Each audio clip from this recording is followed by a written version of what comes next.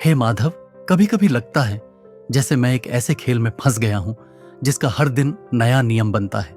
कभी लगता है बस ये मिल जाए फिर सब अच्छा हो जाएगा, पर जैसे ही वो चीज मिलती है मन फिर किसी और चीज की ओर भागने लगता है। खुशी आती है पर कुछ ही पल के लिए, और फिर वही खालीपन, वही बेचैनी। क्या यही माया है? क्या मैं सारी उम्र बस भागता रहूंगा और सुकून मुझसे हर बार थोड़ा आगे रहेगा? हे मित्र, तुम्हारे मन में जो प्रश्न उठ रहा है वो इस संसार का सबसे पुराना और सबसे गहरा प्रश्न है। यह संसार बहुत सुंदर है, पर जो दिखता है वही सत्य नहीं होता। इसे ही माया कहते हैं। माया कोई जादू नहीं है, यह एक परत है जो मन को बाहर की चमक में उलझाकर भीतर की सच्चाई से दूर कर देती है। कभी तुलना के रूप में, कभी चाहतों के रूप में, कभी डर के रूप में माया तुम्हें बांधने की कोशिश करती है।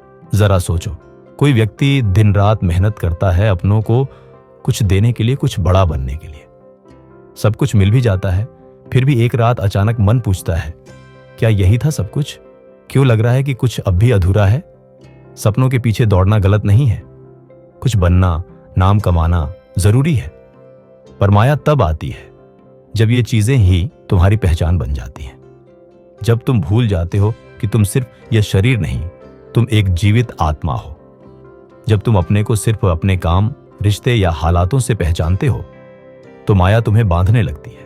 वो तुम्हारे अंदर ये डर भर देती है, अगर मेरी नौकरी चली गई, अगर मेरा रिश्ता टूट गया, अगर मैं दूसरों से पीछे रह गया तो शायद मेरी अहमियत ही खत्म हो जाएगी। पर जब तुम एक पल रुककर अपने भीतर की आवाज सुनते हो तो समझ आता है तुम्हारी पहचान इन चीजों से नहीं, तुम्हारी आत्मा की सच्चाई से है। तब माया का जाल टूटने लगता है। तो अगली बार जब मन भागे किसी मान्यता, किसी प्रशंसा, किसी वस्तु के पीछे, तो एक पल ठहर जाना और अपने आप से पूछना, क्या यह आवश्यक है या यह माया का एक नया रूप है? जब तुम यह पहचान लेते हो तो माया तुम्हें बांध नहीं पाती, बल्कि तुम्हारे भीतर की शांति तक पहुंचने का रास्ता बन जाती है। और याद रखना, मैं हमेशा तुम्हारे साथ हूं।